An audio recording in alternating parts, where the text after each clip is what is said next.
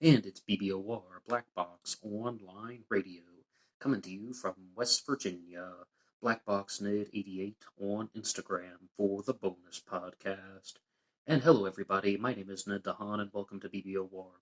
Today is Wednesday, and on Wednesdays this year, I've been doing a regular segment about the Phantom Killer, an unidentified serial killer who operated in 1946 in the town of Texarkana, actually Texarkana, Texas, and Texarkana, Arkansas.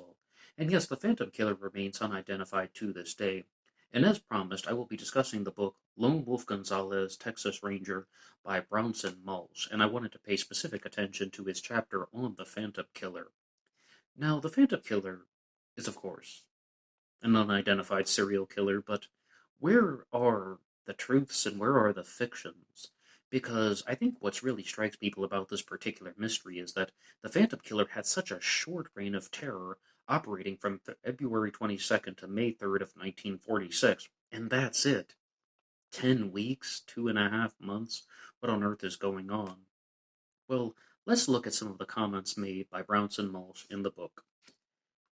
There were a total of 4 attacks, the first 3 having occurred within a short distance of one another in Texarkana's Spring Lake Park.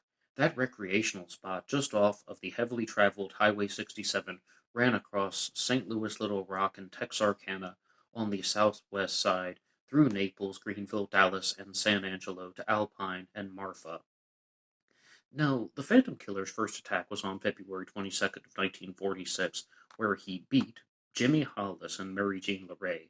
Both of them were able to survive the attack, and they were able to give this description of a perpetrator who was wearing a pillowcase-style mask, some type of makeshift hood, but it completely concealed his face. He had holes that were cut out, though, for the eyes and the mouth, and they couldn't tell if it was an African American or a Caucasian, so that wasn't very useful for the witness descriptions.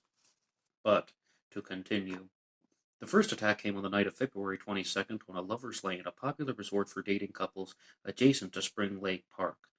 23-year-old Jimmy Hollis, accompanied by Mary Jean LaRae, had driven to the lane. He stopped the car, turned off the ignition and the lights, and after they sat for a while, and within a few minutes there was a crunch, a footstep, and a gruff-voiced man stood outside the car, with only starlight reflecting off of him, and the glow from the nearby city to illuminate the scene. The couple perceived the man to be wearing something that covered his face, and what it appeared to be a white handkerchief with holes for the eyes. I think it's really odd that Brownson Mills chooses to describe it as a handkerchief, because almost certainly everyone says that it's at least like a bag or a pillowcase or a sack or some type of cloth mask that doesn't have any details, but it completely covers the head.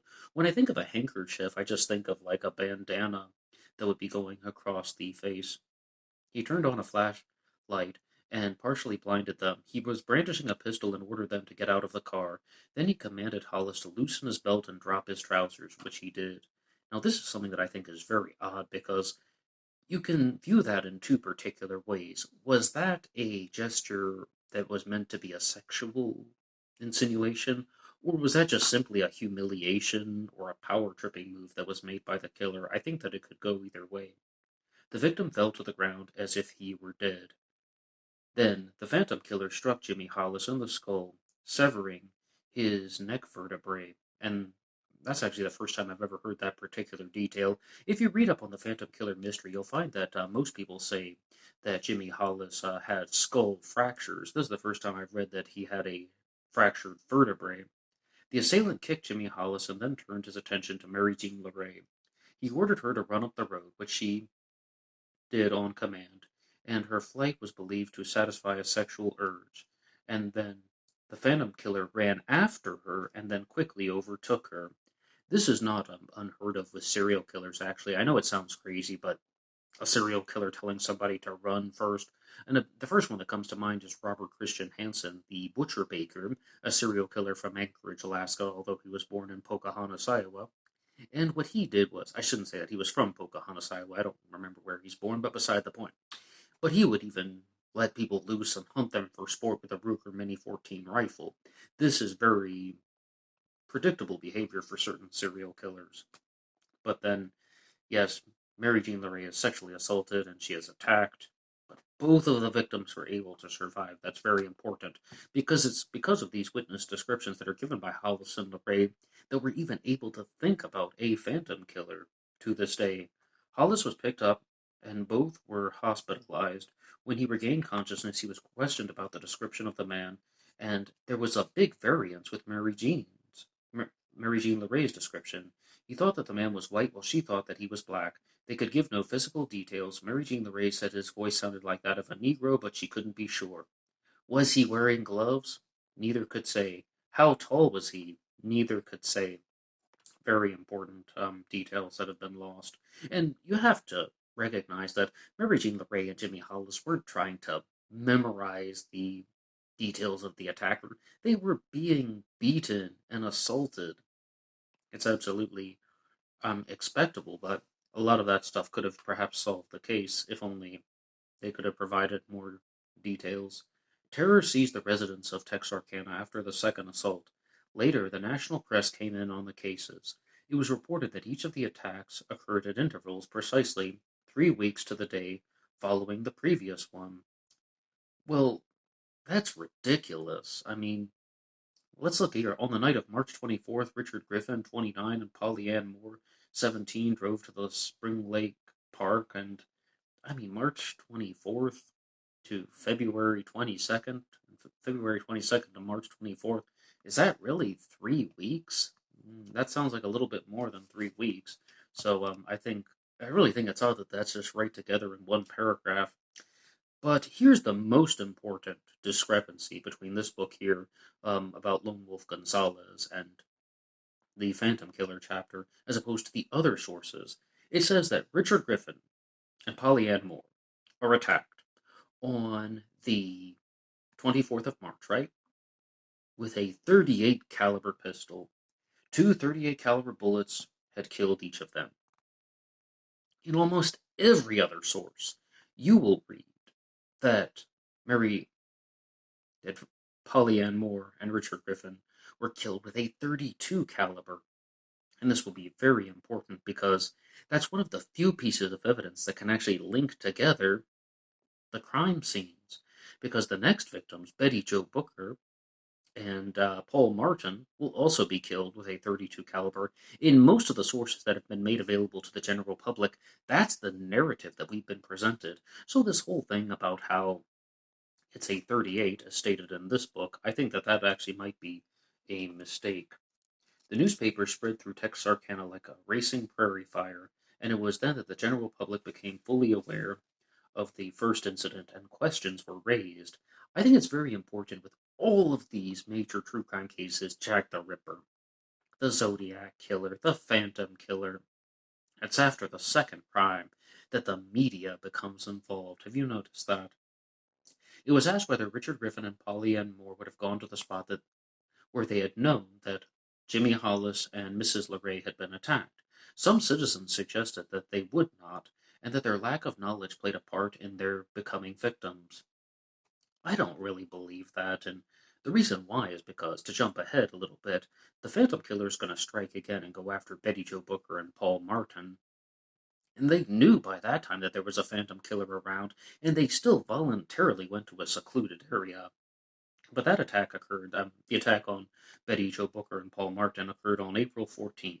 The third attack occurred in the early hours of April 14th, reading again, 3 weeks to the day following the murders of Griffin and Miss Moore. A 17-year-old Paul Martin and his 15-year-old date Betty Jo Booker left a dance where she played the saxophone in the school orchestra that furnished the music for the affair. She played the saxophone, and she was seen placing the instrument into the trunk of Paul Martin's car. They left together. It was about 2:30, and it was about 2:30 in the morning when the Phantom Slayer was waiting. And yes, he's frequently referred to as the Phantom Slayer in this book, as well as the Phantom Killer. The fact that Martin and Miss Booker drove to Spring Lake Park tore holes in that area previously that Griffin and Moore would not have gone there, being aware that there was a killer.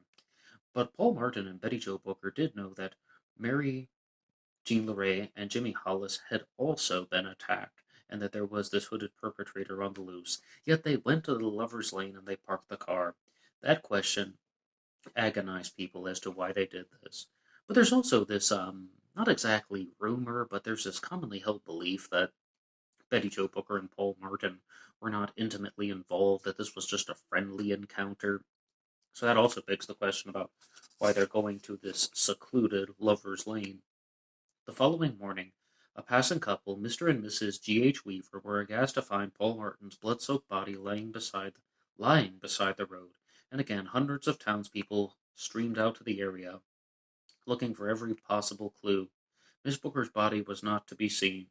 Martin lay about a mile from his car. He had been shot in the face, and then, as he apparently had tried to run from the killer, was shot in the back of the head. And here's something with the Phantom Killer.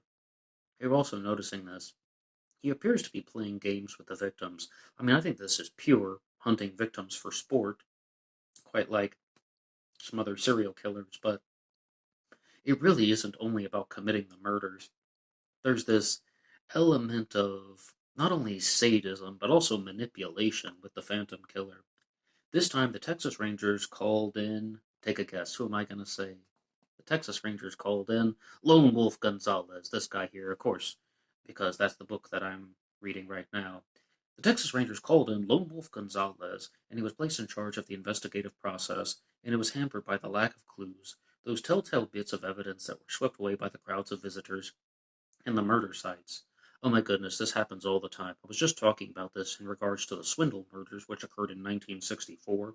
Unrelated case, but Johnny Ray and Joy Swindle were murdered on February 5th of 1964, and people had trampled the crime scene and destroyed any possible clues and evidence, footprints, tracks, any type of debris, fibers, all of that stuff could have been incorporated, but because these crime scenes are contaminated and exposed, it becomes much more difficult to try and find some type of connections to a perpetrator. So this could be another reason why the Phantom Killer mystery has gone unsolved. Okay, but now Lone Wolf Gonzalez is brought into the case. You might be noticing that the spelling of his name is rather different than the conventional spelling of Gonzalez, and that's because in my own naivete, I just assumed that he was from Mexico or of Mexican origin because his name is Lone Wolf Gonzalez, El Lobo Solo. But he was actually born in Spain, and at the time, he was the only Texas Ranger of Spanish ancestry, not like Latin American, but actually Spanish ancestry. And Lone Wolf Gonzalez actually was born to a Spanish father and a German mother in Spain, and then quickly grew up in America. And he was very much connected to the United States of America, as well as the nation of Mexico. But I just wanted to point that out. That's something interesting that you can find in his biography if anyone would like to read this. But the officers set up decoys that went out night after night, and they're sitting in these lovers' lanes, and they have men that are dressed up as women. But the Phantom Killer did not fall into their trap. Now, we get to the final attack. On May 3rd of 1946, Virgil Starks was sitting in an easy chair in his living room, listening to a radio, which was on a table beside him. The chair was situated by a window, the sash of which had been closed. However, the window shade had been raised all the way to the top, and Mrs. Starks had gone into the adjacent room and undressed, putting on her nightgown, after which she lay on the bed. The bedroom window shades were raised that night. Unknown to them, the Phantom Killer was standing right outside the window, watching every move, and he carried a 22 caliber rifle, a departure from his usual 38 caliber pistol. See, this says a 38, every other source says 32. The fact clearly showed that the investigating officers that knew the distance from which he could fire, he would need a rifle for accuracy. And that's why some people are saying two possibilities. Number one, this was not the same killer. The murder of Virgil Starks, who's shot in this easy chair in his room and in his home. They're like, the Phantom Killer was not a home invader. This was not the same guy. They're like, hello, wake up and smell the coffee. This was not the same guy. The other side of the story is this guy just knew a little bit about firearms, and he didn't bring a 32 caliber pistol to this incident because he's murdering some guy in his home. He brought a 22 caliber rifle because it would be more accurate for longer distances. And Rushing to his side after Virgil Starks had been shot, his wife Katie lifted his head in absolute horror, then turned and ran to the wall to call for aid. It was the old type instrument. She cranked it twice for signal to the operator and was simultaneously staggered by a shot that shattered her jaw. Ooh, absolutely terrible.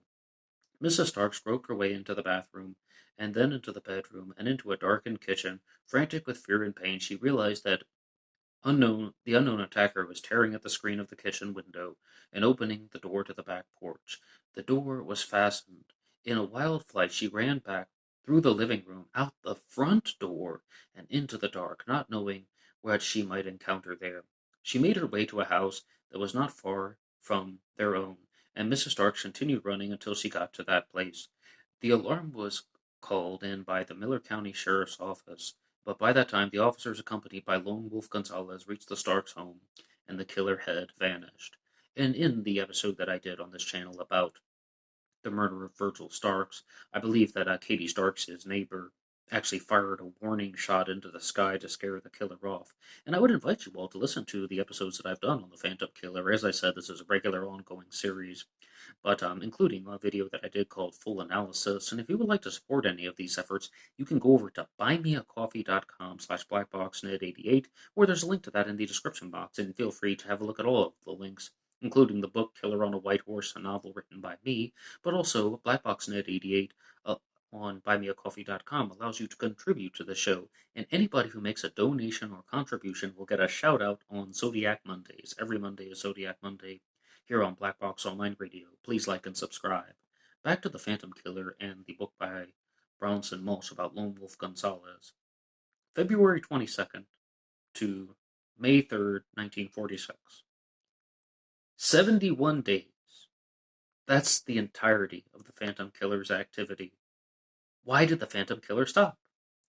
This is directly from the book. Had the Phantom Killer's lust been satisfied? The body of a man was found close to a railroad track close to Texarkana on May 7th of 1946. He was never identified. Was he the killer? Now the moment you've all been waiting for. Lone Wolf Gonzalez had a different opinion on the matter.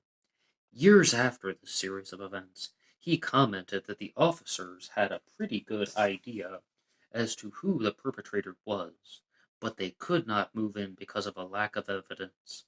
At any rate, the activities of the Phantom Slayer ended just as suddenly as they began, and it was a long time before the people of Texarkana could relax and leave their porch lights off at night. They dreaded every day, and they felt that the setting of the sun was something that lingered in them for months. Eventually, telegrams and special delivery letters were again resuming after dark, and people ventured onto the streets past sundown, haunted by the memory of the ghastly events that occurred there and the Lover's Lane at Spring Lake Park. It never regained its old popularity as a retreat for young people. And one more time, if anybody would like to read the book in its entirety, it's Lone Wolf Gonzalez, Texas Ranger by Brownson Mulch, and you can get that on Amazon.com. My overall take on the subject is Lone Wolf Gonzalez may have had somewhat of a credible theory that the authorities knew who this perpetrator was. They just didn't have the convincing evidence. Number one, because perhaps the crime scenes were destroyed. Number two, perhaps the killer didn't leave an enormous amount of evidence behind. And it does seem that there are fingerprints and a palm print from the Phantom Killer, but I really have my doubts that they've actually connected it to another person. And what I think he's going to be talking about is Lone Wolf, that is.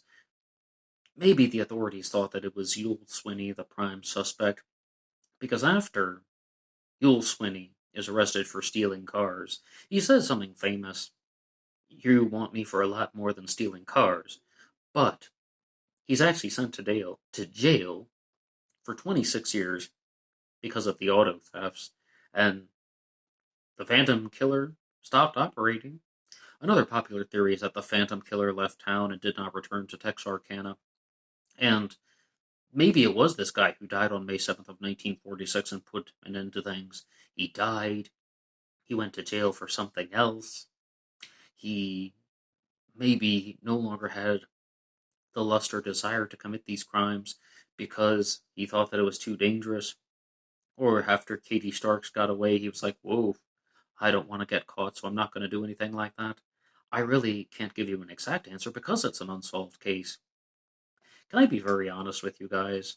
I was very curious about this book on Lone Wolf Gonzalez because he was a major player in the Phantom Killer mystery, but I always thought that he was kind of an overrated figure, especially if you watch the movie The Town That Dreaded Sundown and you can see a character called Lone Wolf Morales, especially in the 2014 version. Lone Wolf Morales is played by Anthony Anderson, who was made famous by the show Blackish, playing his character Andre Johnson.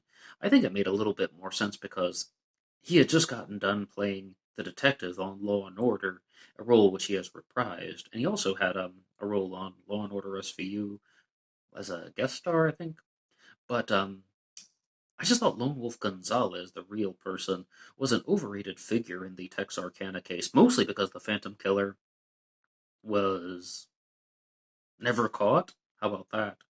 But Lone Wolf Gonzalez was also a player in the Santa Claus bank robbery of 1927, one of the investigators. And if you're curious about that crime, last week's Anything Goes Friday segment was dedicated to the 1927 bank robbery and discussing the material from this book, Lone Wolf Gonzalez, Texas Ranger by Brownson Moss. Again, you can like and subscribe, follow along with all of these discussions, and if you're curious about true crime cases. Oh, and by the way, if you're brand new to the channel, every Monday is Zodiac Monday, and every Friday is Anything Goes, where any subject is fair game. But Wednesdays are devoted to the Phantom Killer.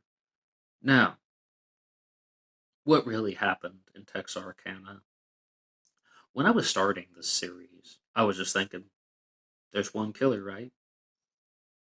The attack on Jimmy Hollis, the attack on Griffin and Moore, the attack on Betty Jo Booker and Paul Martin, the attack on Virgil Starks.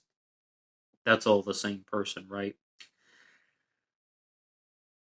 Several episodes into it, what has it been, 6 episodes, 7 episodes now?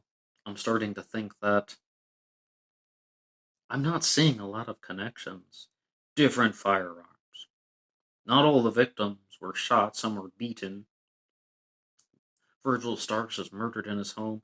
I'm not seeing anything that's really connecting, unless that it's true that two crimes had the same firearm. The .32 caliber, although this book says it's a .38.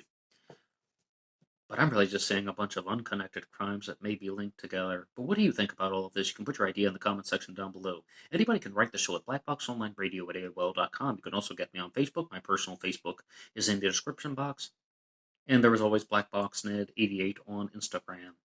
And I will see you over there for the bonus podcast. Until next time.